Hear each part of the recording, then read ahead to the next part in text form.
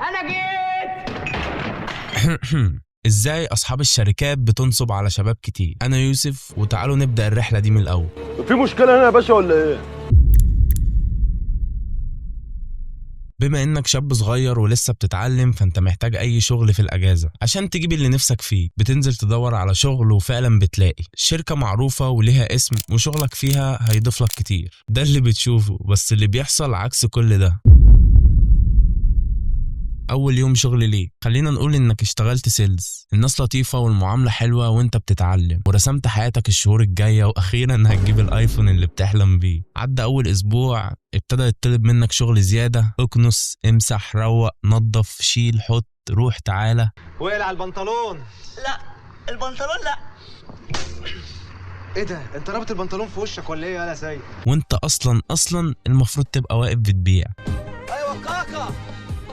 نسيت اقولك ان كل بيعة ليك عليها 1.5% عمولة. افخم حاجة هناك ممكن تبيعها كانت ما تعديش 2000 جنيه، ودي بتحصل كل فين وفين. عشان تبقى عارف، انت مرتبك 2000 جنيه بالظبط زي ما انت سامع. انا عارف ان احنا في 2025 عادي، بتحصل يا جماعة. تعال نكمل كلامنا. انت الشغل بيزيد عليك وبيطلب منك شغل زيادة، ولو فكرت بس تعترض ولا انت عبيط ولا ايه؟ يلا يا حبيبي بره يا جماعة، عيب، انا موظف عندكم. موظف؟ انت فاكر صورة بطاقتك دي كده انت موظف؟ يلا يا حبيبي هنرش مية، في 1000 واحد غيرك هيتمنى انه يشتغل مكانك. بتبص يمينك ليه يا حيوان؟ ايه ده؟ في كتير زي هالشخرس.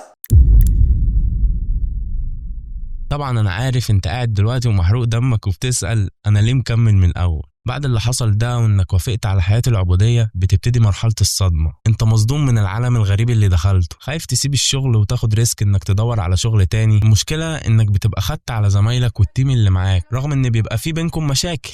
ابعد عني بدل ما تاكل في وشك. هنتكلم في الموضوع ده بعدين، بس انت بتستحمل.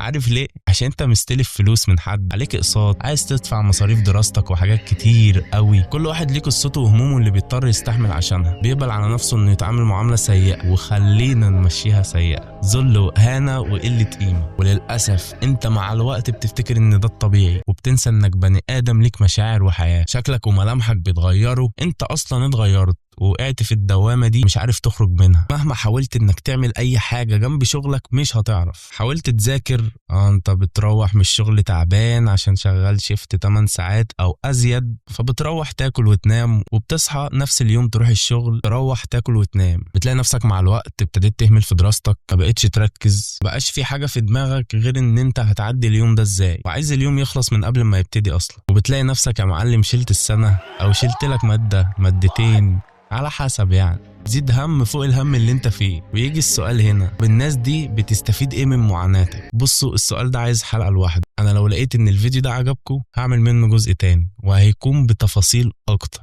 ونتكلم في الحاجات دي نقطة نقطة، وافهمكم ايه اللي بيحصل بالظبط. لو الفيديو عجبك ما تنساش بقى اللايك والشير والسبسكرايب، وما تنساش تعمل لي فولو على الانستجرام، هتلاقيه ظاهر على الشاشة دلوقتي. وانت اكيد عندك قصة زي دي، عشان لو في حد زيك ما يحسش انه لوحده، واديك بتشاركنا التجربة. مستني الكومنتات بتاعتكم. اشوفكم في فيديو جديد. سلام. الله الله الله.